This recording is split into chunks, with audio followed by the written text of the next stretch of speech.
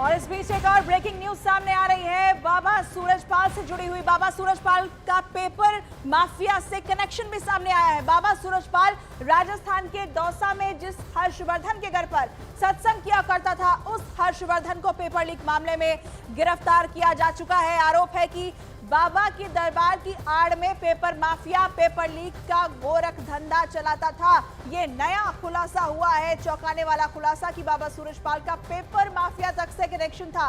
राजस्थान के paper mafia से बाबा सूरजपाल के तार जुड़े हैं। दौसा में पेपर माफिया के घर पर यह सत्संग करता था, दरबार लगाता था और दरबार की आड़ में ही इस माफिया का धंधा चल रहा था। बड़ी जानकारी सामने आई है और बाबा सूरजपाल का राजस्थान के दौसा में जिस हर्षवर्धन के घर पर सत्संग वो किया करता था, उस हर्षवर्धन के बारे में जानकारी है कि उसे पेपर लीक के मामले में गिरफ्तार किया जा चुका है।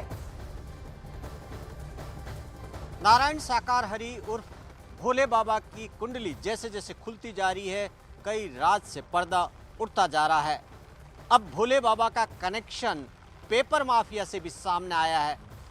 जयपुर के पास दौसा में एक पेपर माफिया हर्षवर्धन मीणा को 4 महीने पहले एसओजी ने गिरफ्तार किया था। उसी पेपर माफिया के घर पर चलता था भोले बाबा का दरबार। और ये देखिए कि अभी ये जो पेपर माफिया हर्षवर्धन का ये घर है, घर ही नहीं महलनुमा घर है, जहां अभी भी ये जो टेंट लगे हैं वो बाबा के दिव्य दरबार का टेंट है। 4 महीने पहले एसओजी ने फरवरी के अंदर जब हर्षवर्धन को गिरफ्तार किया, उस वक्त यहाँ पर बाबा का दरबार लगना था। दरबार की तमाम तैयारियां हो चुकी। एसओजी ने इसको सील कर रखा, पूरी तरीके से इसको सील कर रखा। लेकिन अंदर की जो तस्वीरें हैं ये दिखा रही है कि किस तरीके से दरबार, किस तरीके से पूरी तैयारी हो चुकी थी। टेंट लग चुका था, बाबा का आसन लग चुका था और यहाँ पर दरबार लगने ही वाला था कि एसओजी की टीम पहुंच गई, छापेमारी हो गई। जैसे ही शिष्य गिरफ्तार हुआ उसके बाद में बाबा यहां से फरार हो गए और ये टेंट यहां पर नहीं लग पाया। तो ये जो तस्वीरें आप देखिए कि ये बड़ा महलनुमा घर है, काफ़ी बड़ा घर है यहाँ पर। और यहीं पर महीने में 4 दिन यहाँ पर दरबार लगता था, यानी कि हर महीने यहाँ पर बाबा 4 बार आते थे और अपना दिव्य दरबार लगाते थे। और ये एक तरह से बाबा का अस्थायी आवास माना जाता था। हर्षवर्धन मीणा पेपर लीक के अंदर बड़ा आरोपी है। और अब आप देखिए कि यहाँ पर एक बोर्ड लगा है, ये देखिए कि इसके घर के बाहर इस बोर्ड पे क्या लिखा है वो भी पढ़ के सुना देते हैं।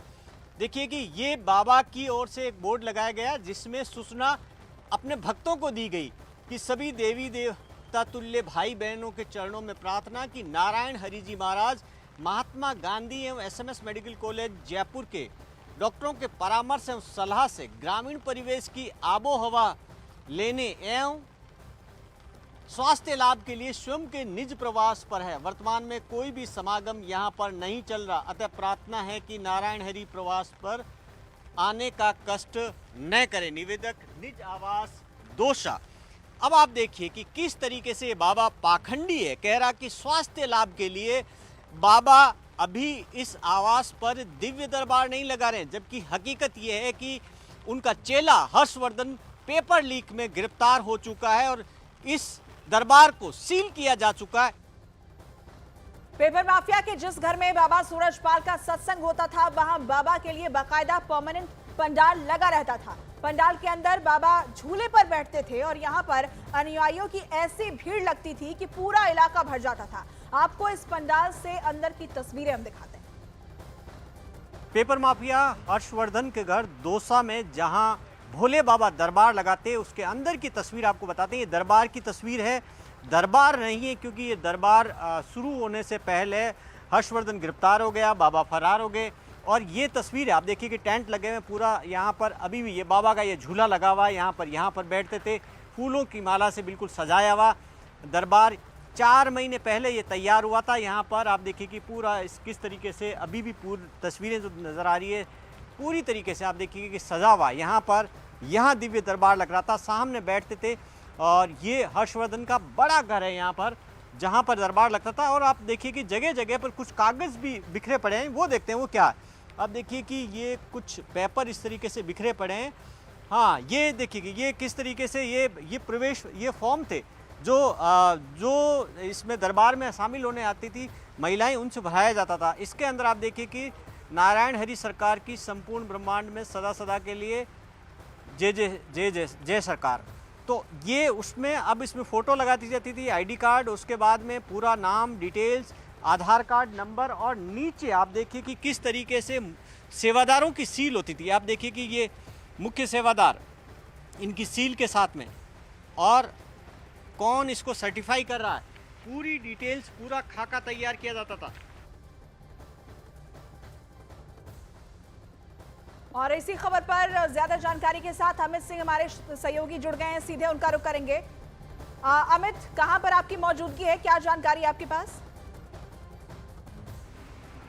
देखिए, इस वक्त मैं हाथरस में मौजूद हूं, और हाथरस में जब यह हादसा हुआ 2 तारीख की शाम को, तो सबसे पहले जो लोग आसपास के गांव वाले थे वो पहुंचे मदद करने के लिए। जिन्होंने भी सुना, जिनके पास गाड़ी थी, जिनके पास बाइक था, उससे वो पहुंचे कि लोगों को वहां पर मदद करें, क्योंकि जो स्थानीय लोग थे उन्हें मालूम चल गया था कि ये बहुत बड़ी ट्रेजेडी है, बहुत बड़ा हादसा है। तो हमारे साथ इस वक्त गजेंद्र सिंह जी मौजूद है, साथ में अरविंद जी भी मौजूद है। ये दोनों लोग उस वक्त वहीं पर थे जैसे ही हादसा हुआ। सीधे हम इनसे बातचीत करते हैं और जानते हैं कि उस दिन जब वो मौके पर पहुंचे तो क्या क्या देखा, किस तरीके से उन्होंने मदद की। गजेंद्र जी, सबसे पहले पॉइंट टू पॉइंट जो आपने उस दिन अपनी आंखों से देखा, जैसे हादसा हुआ आप पहुंचे, और वो पूरा वाकया बताइए। हमको जैसे ही पता लगा कि इतना बड़ा हादसा हो गया, तो ड्राइवर लेकर हम दोनों लोग स्थल पर पहुंच गए। और स्थल पर पहुंचते ही देखते हैं कि वहाँ लाशें बिछी हुई हैं, और वहाँ पर कोई प्रशासन नहीं था, कोई पुलिस नहीं थी, कोई एम्बुलेंस की व्यवस्था नहीं थी, और वहाँ पर लाशों को जैसे तैसे करके गाड़ियों से ले जाया जा रहा था, और वहाँ पर कोई भी सेवादार हमको कार्य नहीं करने दे रहे थे। और इतनी भगदड़ थी कि वहाँ पर ये नहीं पता लग रहा था कितनी लाशें बिछी हुई हैं। और वहाँ पर ड्रामा सेंटर्स सिकंदराबाद में लेके गए, कुछ लाशों को एटा लेके गए, और कुछ बांग्ला कॉलेज में लाया गया। और इस तरह की घटना बड़ी भयानक थी, जो देखने लायक नहीं थी। अरविंद जी, आप जब वहां पहुंचे, आप गजेंद्र सिंह जी के साथ उसी एरिया में थे, तो हम जल्दी पहुंच गए थे उस जगह। लगभग कहाँ पे थे उस एरिया में? कहाँ पे उस थे? एरिया में सिकंदराबाद से 10 किलोमीटर हाथरस रोड पे थे। तो हम उधर जब पता चला मोबाइल पे हमको, तो हम पहुंच गए। लगभग हम 2:25 पे उधर पहुंच गए थे, 2:25-30 पे।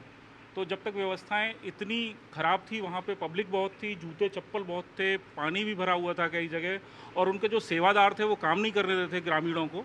हम तो थे ही, बाकी ग्रामीण भी थे वहाँ पे उस एरिया के, उन लोगों को हाथ भी नहीं लगाने दे रहे थे, और सारे जूते चप्पलों को भर के वो अलग ले जा रहे थे उनके सेवादार।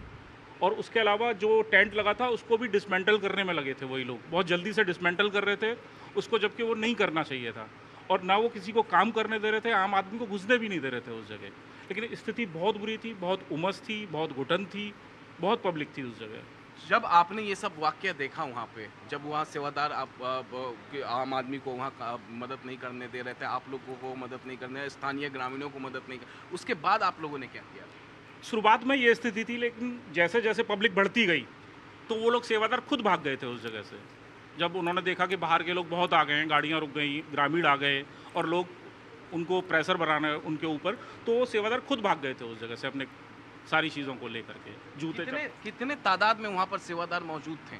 उस समय कम से कम 1-आध हज़ार आदमी था उस समय जब हम पहुंचे थे। पिंक ड्रेस में होते हैं वो, कम से कम कौन से ड्रेस में? पिंक ड्रेस में होते हैं उनके, पिंक ड्रेस में थे वो, लगभग थे 1000-1500 लोग थे। सफ़ेद पोशाक में भी होते हैं, सफ़ेद व्हाइट ड्रेस? सफ़ेद पोशाक में कम होते हैं, लेकिन उनकी पोशाक बिल्कुल डिफरेंट होती है, कुछ होते हैं सभी। टोपी क्या क्या देखा आपने गजेंद्र सिंह जी? आप बाकी देखने के बाद बट ये देखा कि इतना बड़ा खून खच्चर हो रहा है, उतनी बड़ी परेशानी हो रही है और कोई प्रशासन मदद नहीं कर रहा। तो इतनी बड़ी चीज़ देख के हम लोगों को ऐसा लगा कि पता क्या हो गया है, बहुत बड़ी चीज़ हो गई। तो ये चौंकाने वाला खुलासा है,